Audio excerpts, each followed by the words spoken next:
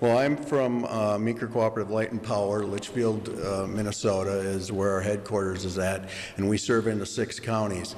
Our northern part of our system in Meeker County and the southern part of Stearns is what got hit with the storm in June 21st, which we've come to know it as the summer solstice storm is what we referred to it, and that's particularly because we've been hit each one of the last 3 years with a major storm. So we've named them all. We've had the Father's Day storm and the 4th of July storm and now the summer solstice storm. And really what happened for us is winds came through, knocked down poles, wires, took trees down that of course they go over and they take wires, poles, transformers, all that type of stuff down for us, and it affects us.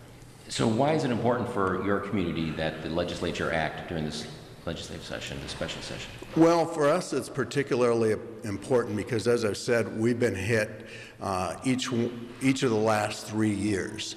I'd venture to say without hesitation that we are the only entity in the state that has had a declaration from Obama that we've had to deal with each one of the last 3 years.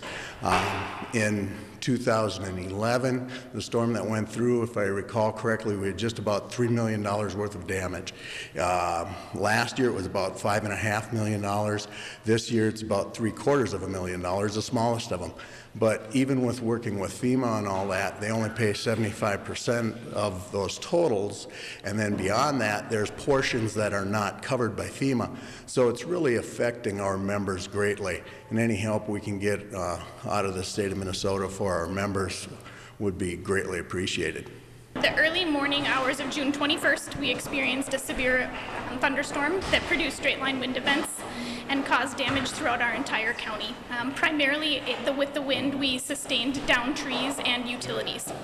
Sure, we had extensive tree damage, and the cost for debris management of chopping down those trees, taking out the stumps, disposing of that debris is exorbitant for many of our communities.